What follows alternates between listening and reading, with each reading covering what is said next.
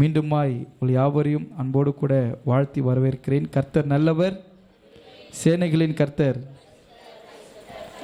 ஆமாம், இந்த ஆண்டின் முதலாவது ஆராதனையில் உங்களை நான் பார்ப்பதில் மிகவும் மகிழ்ச்சி அடைகிறேன். உங்களுக்கு என்ன பார்க்கறதுல மகிழ்ச்சியா?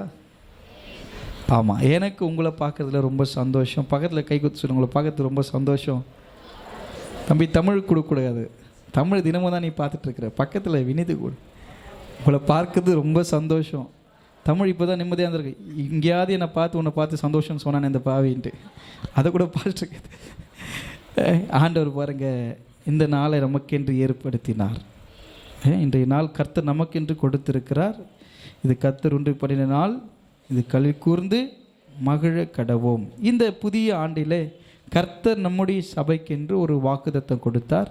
பிரசங்கி 3ஆம் அதிகாரம் 11வது வசனம், அவர் சகலத்தையும் அதினதின் காலத்தில் நேர்த்தியாய், என்ன ஒன்று சொல்கிறீங்க, நேர்த்தியாய் செய்திருக்கின்றார். ஆல்ரெடி அவர் எல்லாத்தையும் செஞ்சிட்டு இருக்கிறாரு.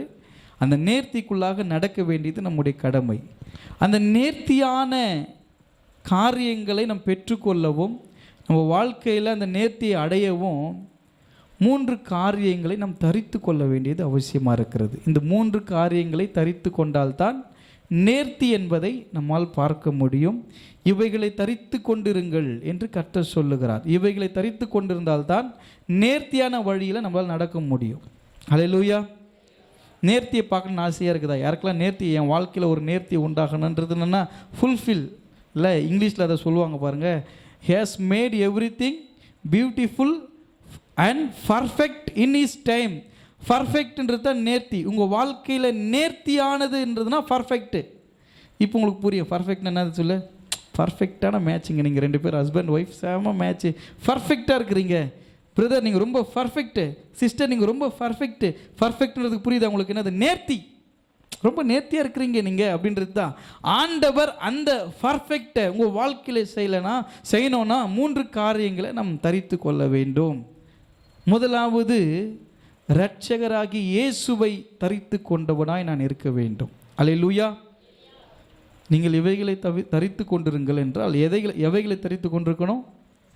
ஃபஸ்ட்டு இயேசுவை தரித்து கொள்ளணும். இரட்சகராகி இயேசுவை, என்னை தெரிந்து கொண்டவர், என்னை பேர் சொல்லி அழைத்தவர், என்னை அணைத்து கொண்டவர், உளையான சேற்றிலிருந்து கரம் பிடித்து தூக்கியவர், குழியிலிருந்து என்னை கண்மலை மேல் நிறுத்தினவர் என்று சொல்லி பல காரியங்களை நம் இருதயத்தின் ஆழத்திலிருந்து கர்த்தர் நம்ம புகழ்ந்து சொல்லும் பொழுது, அவரை நாம் தரித்து கொண்டிருந்தால் மாத்திரம்தான் நம்முடைய வாழ்வில் நேர்த்தியை நம்மால் பார்க்க முடியும். நம்முடைய வாழ்க்கை ஒரு பர்ஃபெக்டாக இருக்கணும் அப்படின்னா, நம்முடைய வாழ்க்கை ஒரு நேர்த்தியாக இருக்குன்னா, இயேசுவை நீங்கள் தரித்து கொள்ளுங்கள். அவருடைய அடையாளங்களை நீங்கள் தரித்து கொள்ளுங்கள். அதை தவிர்த்து வேறு எந்த மனிதர்களுடைய அடையாளங்களோ, எந்த மனிதர்களை நீங்கள் தரித்து கொண்டீர்கள் என்றால் உங்களுக்கு நேர்த்தி உண்டாகாது. உங்கள் வாழ்க்கையில் பர்ஃபெக்டாக இருக்க முடியாது. எந்த மனுஷனை நான் ஒரு முன்மாதிரியாக வச்சிருக்கிறேன் அப்படின்னா, என்னுடைய முடிவு அந்த மனிதனை பார்க்கும்பொழுது நான் இடறி போயிடுவேன். இவங்களை இப்படி நம்பினேனே, இவங்க இவ்வளோ பர்ஃபெக்டாக இருக்கிறாங்கன்னு நினச்சேன், இவர் போய் இப்படி இருக்கிறாரே, இந்த அம்மா நான் என்னம்மா நினைச்சேன் அவங்கள, அவங்க போய் இப்படி இருக்கிறாங்களே, இவ்வளோ கேவலமாக இருக்காங்களே, இவங்கள எனக்கு ஒரு முன் உதாரணமாக வச்சேனே அப்படின்னு நம்ம எந்த மனிதர்களை முன்மாதிரியாக வைத்தாலும், எந்த மனிதர்களை தரித்து கொண்டிருப்போம் என்றால், ஒரு இன்ஸ்பிரேஷன், ஒரு மனுஷன் நம்ம இன்ஸ்பிரேஷனாக வச்சிருக்கிறோன்னா, ஒரு மனிதனுடைய ஒரு பாதி ரொம்ப பர்ஃபெக்டாக நல்லதாக இருக்கும், மற்றொரு பாதி பார்க்கும் பொழுது நம்ம இடரத்தக்கதான பாவமான காரியங்கள் சில. ஏன்னா அந்த உலகத்தில் பர்ஃபெக்டாக வாழ்கிற, பர்ஃபெக்ட்னு சொன்ன ஒரே ஒருத்தர் யாருன்னா இயேசு கிறிஸ்து மட்டும்தான். ஆமேன். ஒருத்தராது சத்தம் ஆமேன்னு சொன்னாங்களே. வேற அவரை தவிர்த்து வேற யாரும் அந்த உலகத்தில் பர்ஃபெக்ட் கிடையாது. அவரை தவிர வேற யாரும் நேர்த்தியாக அந்த உலகத்தில் இல்லை. அதனால் எனக்கு முன்பதாக நேர்த்தியாய் என்னை நடத்தக்கூடியவர், எனக்கு முன்னாடி இருக்கிற இயேசு, அவரை தரித்து கொண்டால் மாத்திரம் என் வாழ்க்கையில் நேர்த்தி உண்டாகும். நான் பர்ஃபெக்டாக இருக்கணும், மற்றவருடைய பார்வைக்கு நான் பர்ஃபெக்டாக தெரியணும் அப்படின்னா நடிக்கிறதுனால நமக்கு பர்ஃபெக்ட் உண்டாகாது. வருஷத்தின் துவக்கம், புதிய ஆண்டு இல்லை, புதிய ஆண்டில் கர்த்தர் சொல்கிறாரு, உங்களை நேர்த்தியான நடத்துன்னா இயேசுவை நீங்கள் தரித்து கொள்ளுங்கள். இயேசுவை உங்கள் இருதயத்தில் தரித்து கொள்ளணும். இயேசுவை உங்கள் நினைவில் தரித்து கொள்ளணும். இயேசு உன் கண்களில் தரித்து கொள்ளணும். இயேசுவினுடைய வார்த்தைகளுடைய காதுகளில் தரித்து கொள்ளணும். அவரை மாத்திரம் உங்களுடைய இருதயத்தில் நீங்கள் முழுமையாய் வைத்திருப்பீர்கள் என்றால் உங்களுடைய வாழ்க்கை நேர்த்தியை உங்களால் பார்க்க முடியும். வேற எந்த மனிதர்களை நான் முன்னாடி நிறுத்தினாலும் என்னைக்கோ ஒரு நாள் அந்த மனிதனால் நான் தள்ளப்படுவேன், அந்த மனிதனால் வீழ்த்தப்படுவேன், அந்த மனிதனால் நான் ஒடுக்கப்படுவேன். ஆனால் இயேசு கிறிஸ்து மாத்திரம்தான் ஒடுக்கப்பட்ட என்னை, வீழ்த்தப்பட்ட என்னை ஜெயிக்க வைத்தார், தூக்கி எடுத்தார், நிற்க வைத்து அழகு பார்க்கிறார்.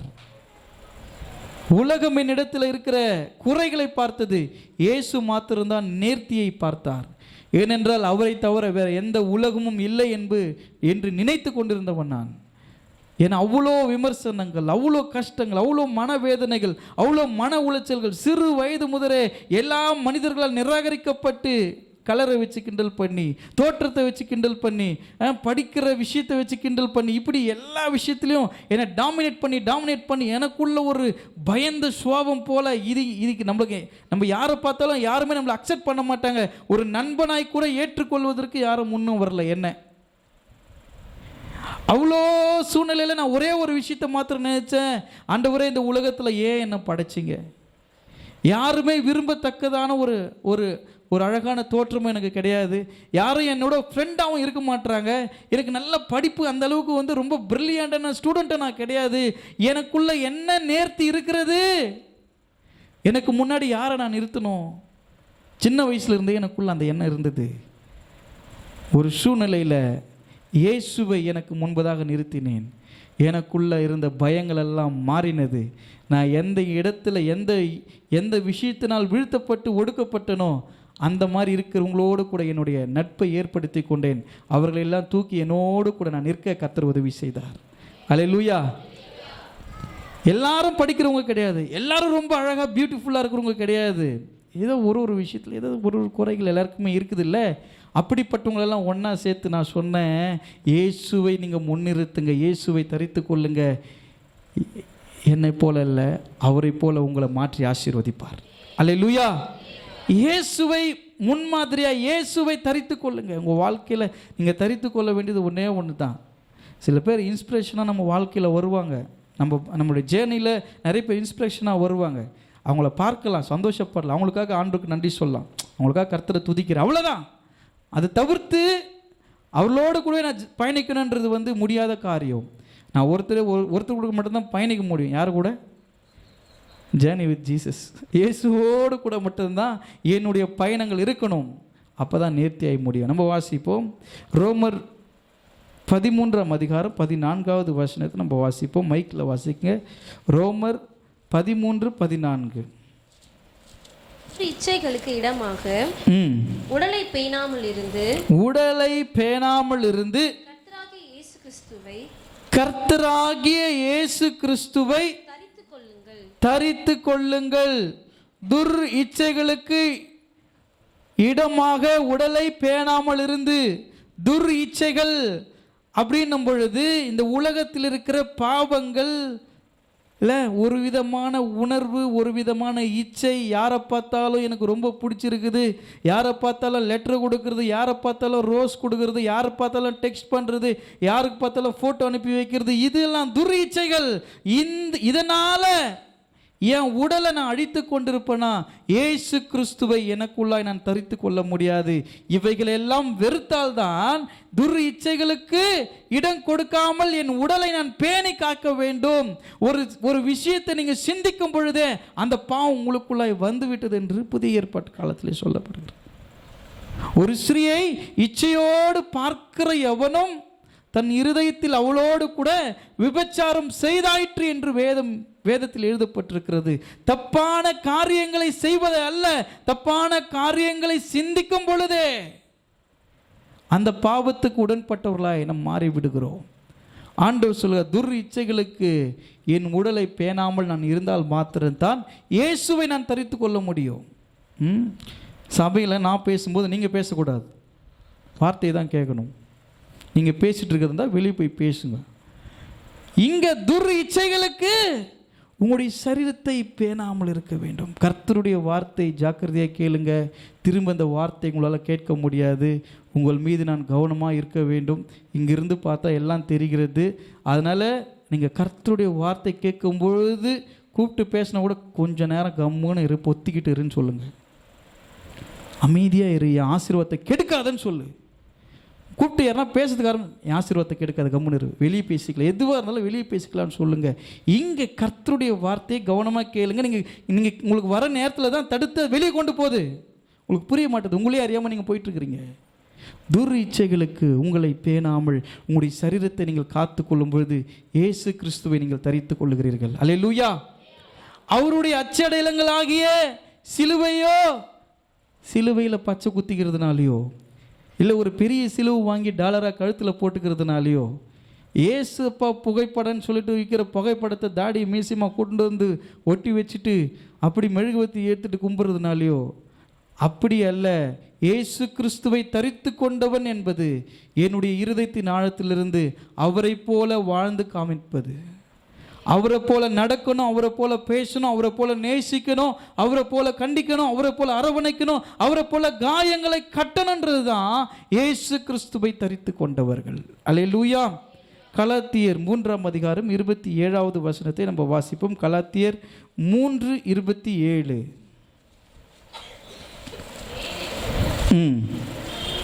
கிறிஸ்துவுக்குள்ளாக, உங்களில் கிறிஸ்துவுக்குள்ளாக ஞானஸ்தானம் பெற்றவர்கள் எத்தனை பேரோ அத்தனை பேரும் கிறிஸ்துவை தரித்து கொண்டீர்களே. என் சகோதரரே, கடந்த வாரத்தில் நான் ஒரு பிரசங்கம் பண்ணேன். நீங்க இதெல்லாம் பண்ணாதீங்க, உங்களை ஒப்பு கொடுங்க, இன்னும் 4 நாள் இருக்குது புது வருஷத்துக்கு வரத்துக்கு, அதெல்லாம் விட்டு கொடுத்து நீங்கள்லாம் அதை ஒப்பு கொடுத்து அதை விட்டுருங்க, உங்கள் வாழ்க்கை மாறணும்னு சொன்னதுக்கு ஒரே ஒரு காரணம் தெரியுமா? நீங்கள்லாம் அவருடைய நாமத்தினால் ஞானஸ்தானம் பெற்றிருக்கிறீர்கள் என்றால் இயேசுவை தரித்து கொண்டு நீங்கள் பாவம் செய்ய துணிவது எப்படி? எனக்குள்ள இயேசு இருக்கிறார், நான் ஞானஸ்தானம் பெற்றிருக்கிறேன், இந்த தண்ணியில் நான் முழுகி எழும்போது பாவத்துக்கு மரித்து நீதிக்கு பிழைக்கிற ஒரு அனுபவத்தை நான் பெற்றிருக்கிறேன்னா, இயேசு கிறிஸ்துவை எனக்குள் நான் தரித்திருக்கிறேன் என்றால் எப்படி என்னுடைய கைகள், என்னுடைய கால்கள், என்னுடைய சிந்தை பாவத்தை செய்ய தீவினைகளுக்கு என்று எத்தனைப்படுகிறது? அப்போ இயேசு கிறிஸ்துவை எனக்குள்ளாய் நான் தரித்து கொள்ளவில்லை. ஒரு கடமைக்காக ஞானஸ்தானம் எடுத்திருக்கிறேன். பரலோகத்துக்கு போன இடத்துக்காக ஞானஸ்தானம் எடுத்திருக்கிறேன். திருமணம் ஆகணும் இடத்துக்காக ஞானஸ்தானம் எடுத்திருக்கிறேன். எனக்கு ஏதோ ஒரு ஆசீர்வாதம் தடையாக இருக்குது, அந்த ஆசீர்வாதம் நடக்கணுன்றதுக்காக ஞானஸ்தானம் எடுத்திருக்கிறேன்.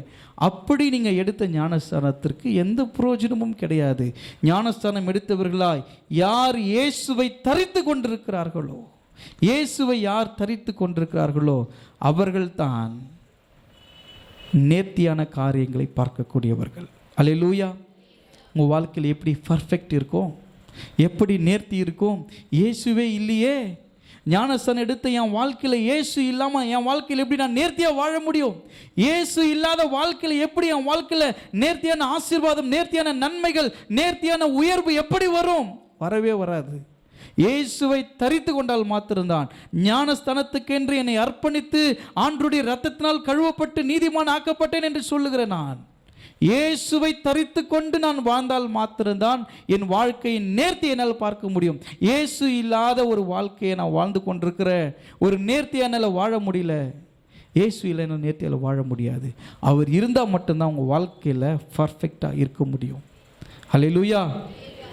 பாருங்க, அவருடைய நாமத்தினால் ஞானஸ்தானம் எடுத்தவர்கள் எத்தனை பேர்களோ அவர்கள் இயேசு கிறிஸ்துவை தரித்து கொண்டிருக்கிறார்கள். கலாத்தியர் 5ஆம் அதிகாரம் 16வது வசனத்தை நம்ம வாசிப்போம்.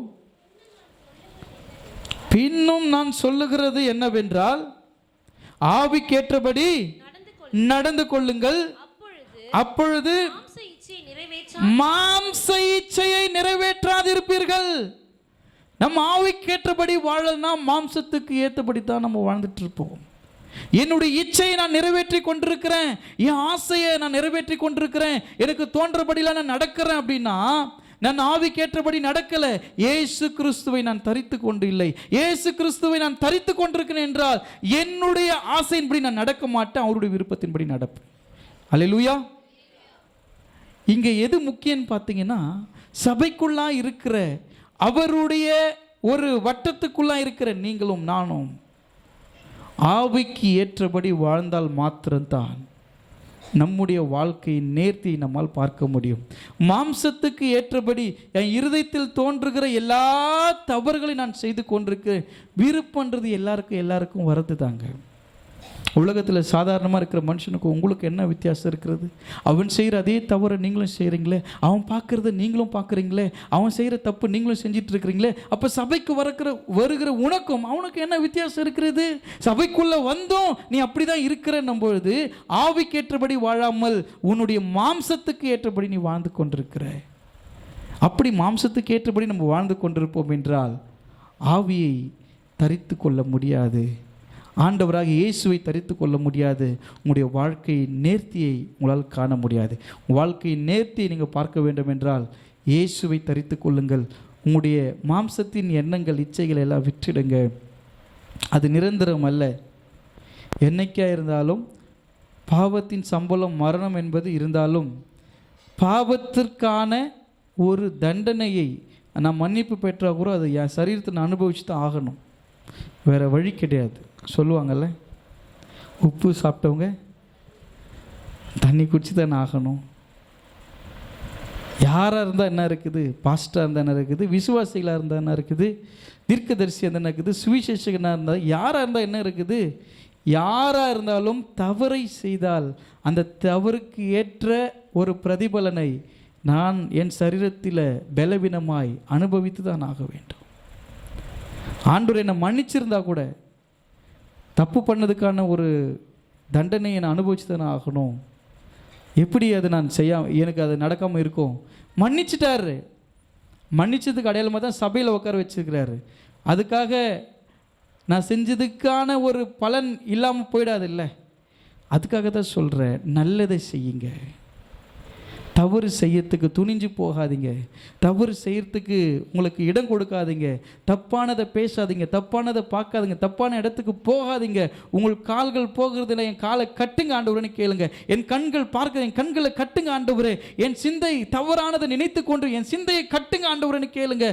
ஆண்டவரிடத்தில் ஆண்டவரே என் சரீரத்தை கட்டுங்க ஆண்டவரே. என் சரீரத்தை உங்கள் சமூகத்துக்கு முன்பதாய் ஒடுக்கிறேன். இயேசுவை நான் தரித்து கொண்டு வாழ விரும்புகிறேன் என்று சொல்லுங்க. அப்போஸ்தலனாகிய பவுல் தனக்கு உண்டான எல்லாம் மேன்மை, அப்போஸ்தலனாகிய பவுலை போல ஒரு பட்டதாரி, ஒரு அறிவாளி, ஒரு ஞானவான், ஒரு பணக்காரன் யாருமே கிடையாது. கிறிஸ்தவர்களை துன்பப்படுத்திக் கொண்டிருந்த அந்த சவுலை கர்த்தர் பவுலாக மாற்றின பிறகு அவர் சொல்லுகிறார், பாவியிலும் பாவி, பிரதான பாவி நான் தான் ஆண்டவரே. எனக்கு உண்டான ஆஸ்திகளையும் ஐஸ்வர்யங்களும் ஞானத்தையும் கல்வியும் செல்வத்தையும் ஆண்டவருக்கு முன்பதாய் குப்பை என்று எண்ணுகிறேன் என்று சொன்னார். இன்றைக்கு கிறிஸ்துவர்களாய் இருக்கிறோம் என்றால் தைரியம் உள்ளவர்களாய் நீங்கள் சொல்லணும், எனக்கு உண்டானதெல்லாம் குப்பை தான், எனக்கு ஒன்று தான், இயேசுவை நான் தரித்து கொண்டிருக்கிறேன். உங்கள் கண்ணுக்கு முன்னாடி பெருசாக தெரிய வேண்டியது இயேசு மட்டும்தான். எந்த மனுஷனும் கிடையாது, எந்த மனுஷனும் கிடையாது. நமக்கு முன்னாடி இருக்கிற எந்த முன்மாதிரிகளோ எந்த ரோல் மாடலோ ஒரே ஒருத்தர் தான். இயேசுவின் சுவடுகளை பின்பற்றி நடக்கக்கூடிய நல்ல ஆடுகளாய் நீங்கள் அழைக்கப்படுங்கள். அப்படி நீங்கள் போகும் பொழுது நிச்சயமாய் இந்த ஆண்டின் இறுதிக்குள்ளாக, துவக்கத்திலே சொல்லுகிறேன், தீர்க்க தரிசனமாக கூட நினைத்து கொள்ளுங்கள், உங்கள் வாழ்வின் நேர்த்தியை நீங்கள் கண்டடைவீர்கள். அப்போ சொல்லுவீங்க, என் வாழ்க்கையில் சகலத்தையும் அவர் நேர்த்தியாய் செய்திருக்கிறார் என்று உங்கள் வாய்கள் சொல்லும். இயேசுவை தரித்து கொள்ளுங்கள், அதுதான் உங்கள் அடையாளம். வேறு எந்த மனிதர்களை தரித்து கொள்ளுவது நம்முடைய அடையாளம் அல்ல. மாம்சத்துக்கு ஏற்றபடி இல்லை, ஆவிக்கு ஏற்றபடி வாழ உங்களை ஒப்பு கொடுங்கள். ரெண்டாவது, புதிய மனுஷனை தரித்து கொள்ளுங்கள். நம்ம பழையவர்கள் அல்ல, புதியவர்கள். பக்கத்தில் சொல்லுங்கள், நம்ம பழையவர்கள் அல்ல, நம் புதியவர்கள். புதிய மனிதனை தரித்து கொள்ளுங்கள். புதியவர்களை தரித்து கொள்ளணும். வாசிப்போம். எபேசியர் 4ஆம் அதிகாரம் 24வது வசனம். மெய்யான நீதியிலும் பரிசுத்தத்திலும் தேவனுடைய சாயலாக சிருஷ்டிக்கப்பட்ட புதிய மனுஷனை தரித்து கொள்ளுங்கள். ஹல்லேலூயா. இங்கே அப்போஸ்தலனாகிய பவுல் எபேசியர் பட்டணத்துக்கு எழுதுகிற நிருபத்தில் சொல்லுகிறார், இந்த உலகத்தில் மெய்யான நீதியிலும் பரிசுத்தத்திலும் தேவனுடைய சாயலாக சிருஷ்டிக்கப்பட்ட, யார் அந்த சிருஷ்டிக்கப்பட்ட தேவனுடைய சாயலாய் சிருஷ்டிக்கப்பட்ட மனிதன் யார் என்று சொல்லி பார்ப்போம் என்றால், திரும்ப பிறக்கிற அனுபவம் பெற்றவர்கள் புதிய மனிதர் ஆக்கப்படுகிறார்கள். எப்படி திரும்ப பிறக்கிற அனுபவம்? born again, திரும்ப பிறக்கிற அனுபவம் என்பது, நான் பாவத்துக்கு மரித்து நீதிக்கு பிழைக்கிறேன் அல்லவா, ஞானஸ்தானம் எடுத்து கரையேறும் பொழுது புதிய மனிதனாக, புதிய தேவ சாயலை தரித்த புதிய மனிதனாய் கர்த்தர் என்னை புதிய மனிதனைக்குள்ளாய் தரிக்கிறார். அல்லேலூயா. அது வரைக்கும் நீங்கள் வாழ்ந்த ஒரு வாழ்க்கை, அதுக்கப்புறம் நீங்கள் வாழ்கிற வாழ்க்கையின் மாற்றங்களை நீங்கள் பார்க்கணும்.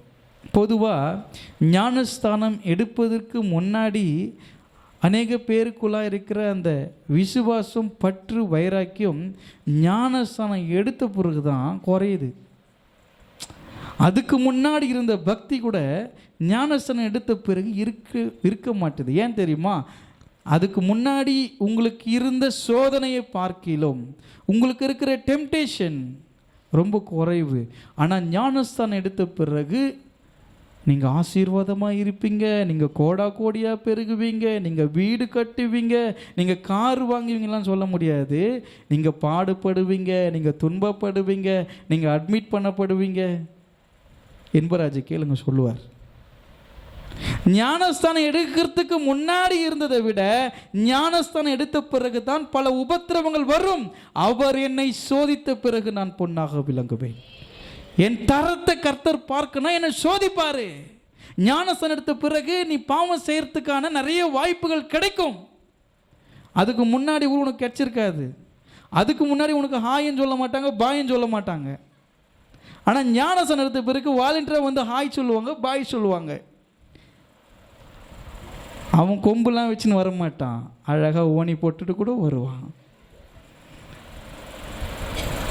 ஆமாம் பிரதர், சிஸ்டர், அவன் வாலெல்லாம் வச்சுன்னு வரமாட்டான் பிசாசு. அவன் அழகாக ஜீன்ஸ் பேண்ட், டிஷர்ட் போட்டு கூட வருவான்.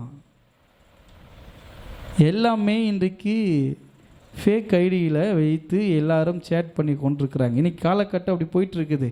நம்ம ஞானஸ்தானம் எடுத்த பிறகு தான் ஆவியில் வளரணும்னு நீங்கள் முதற்படி வைக்கும்போதே கண்ணி வெடி வைக்கிறான். நீங்கள் மேலே ஏறிடக்கூடாதுன்றதுக்காகவே உங்களுக்கு வெடி வைக்கிறான் பாருங்கள் பிசாசு. உங்களுக்கு எந்தெல்லாம் பிடிக்குன்றது அவனுக்கு நல்லா தெரியும்.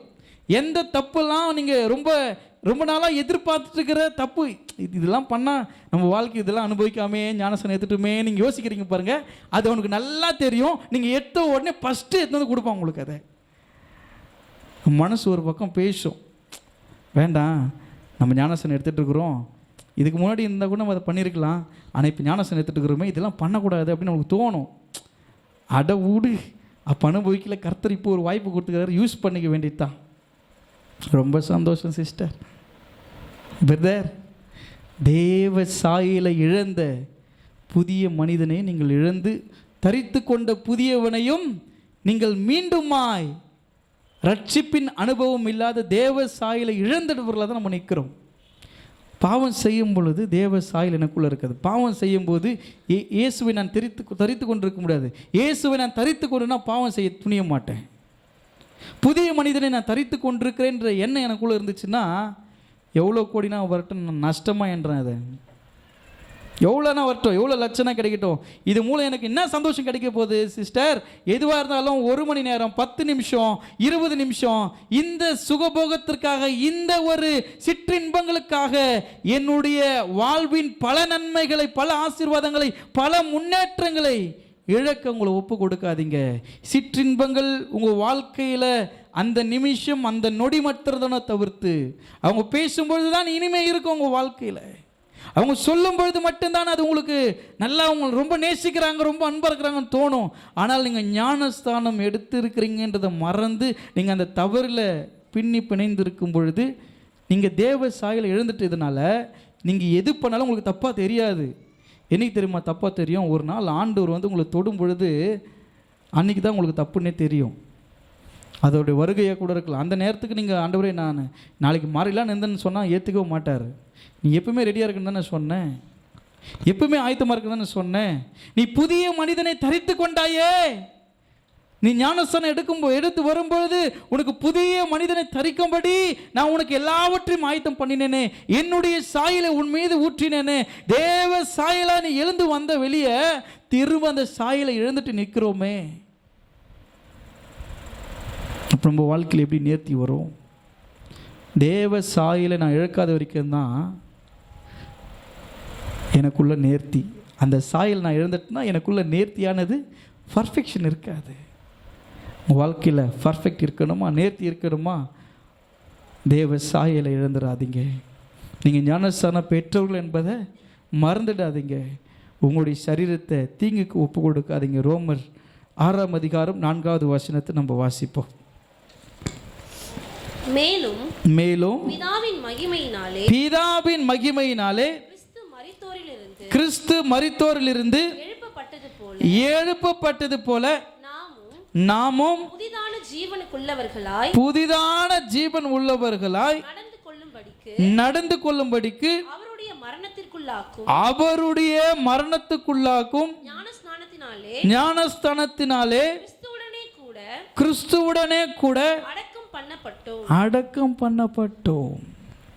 நீங்க அடக்கம் பண்ணிட்டு மறுபடியும் நோண்டி வந்து நீங்க மறுபடியும் பழைய காரியத்தை செய்கிறோம், தவறு பண்ணுறோம் அப்படின்னா, இது இங்கே பாருங்கள் என்ன அழகாக சொல்கிறார் அப்போஸ்தலனாகிய பவுல் ரோமருக்கு எழுதின நிருபத்தில். மேலும் பிதாவின் மகிமையினாலே கிறிஸ்து மரித்தோரிலிருந்து எழுப்பப்பட்டது போல நாமும் புதிதான ஜீவனுள்ள நடந்து கொள்ளும்படிக்கு அவருடைய மரணத்துக்குள்ளாக ஞானஸ்தானத்தினாலே கிறிஸ்துவ நம்ம என்ன பண்ணப்பட்டிருக்கிறோம், அடக்கம். நீங்கள் தண்ணியில் உங்களை ஒரு அப்படி பிதா குமாரன் பரிசுத்த ஆவி நாமத்தில் பெயரிடுங்களும் பெயரிட்டு தூக்கிடாங்க பாருங்க, அப்போ அடக்கம் பண்ணப்பட்டீங்க. நீங்கள் எழுந்து கொள்ளும்போது புதிய ஆள் தான்.